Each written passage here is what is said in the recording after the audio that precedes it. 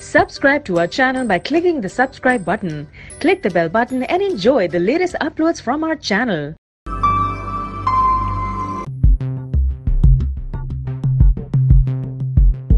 How to present yourself. We have to present ourselves every day, like I am presenting. You are presenting yourself in front of your teachers. Your teacher is presenting himself in front of you. You're appearing to interviews, you're appearing to vivas, you're appearing to exams, right? You're asked to, say something in front of the class. This will happen when you go in normal life. You will see there's a lot of presentation around you. You have to prove yourself. So this is very important for me. I will give you few tips that would help you to take you from here to that success. So first of all, if you're asked to appear in front of your senior and present something, how do you feel? Or somebody says, tomorrow you have a viva or an interview. How do you feel? Like this. Right? It is. And it's not abnormal. This is very normal thing. This is very normal. So you should not be afraid that, But there are techniques how to overcome this situation. And you will face it every day. So I will talk on, this is a complete subject itself. We can talk some other day on this, but very few high-level tips. First of all, do you know there are 3 things that we usually exercise while communicating with others? Content, word, what I'm saying, right? How I say it. If I'm here, I'm saying, how are you? What are you doing? Yeah, everything is fine. Yeah. But do you see it's a monotone kind of thing? You'll get bored after some time, right? But if I talk like I'm talking now, it means I have a different way of saying things. How to say those words. This is vocal impact. And then your body language. Your body language. You don't say anything, but your body language. So if there are 100 numbers, what percentage will you give to, for example, to words? Say anything. 7. Anybody else? No? 48, 55, 7. Sorry? No, I'm just talking about words. Content. That should be 7%. 7. I don't think it's much. Sorry? I don't think it's much. It's More. Higher. Say any word, anything.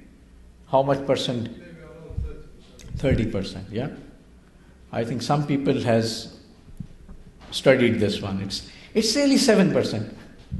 So the content itself is 7% of your perception to the other person. It plays 7% role of how others perceive you or understand you. And how about how you say it? How much? Say any percentage, but not on Google. I would say if we get rid of this phone for some time, because the phone will remain with you. You can play with it, but I will not be available after 1 hour. So I hope you will find some good tips from me. I'm sure, and then you will implement. You will promise me. Okay. So how much? 30, 20, 40. Okay. Almost 40. So words are important, but more important thing is how you say those words. And then remaining is body language, more than 50%. So did you hear this famous sentence? He came, he saw, he conquered. He did not say a word. It's a body language. So your body language has the highest impact in your communication, in your presentation, presenting yourself to others. And I'll show you what is that. What is that body language? There are certain gestures, So you need to use your hands, your body in a way. So first of all, you need to prepare yourself well. You should look good, right? Whenever you're going somewhere, make sure you look good. Prepare yourself, like I am here. Your teachers are here. So they try to look good, right? Because the vision, if you want to eat something and it looks good, you like it. So it's the first impression, right? So try to look good. Prepare yourself according to the requirement of that event where you're going. You should not be overdressed, you should not be underdressed. It's a very important thing. Secondly, you should use the right gestures. Gestures are important. For example, this is Steve Jobs. You know him, right?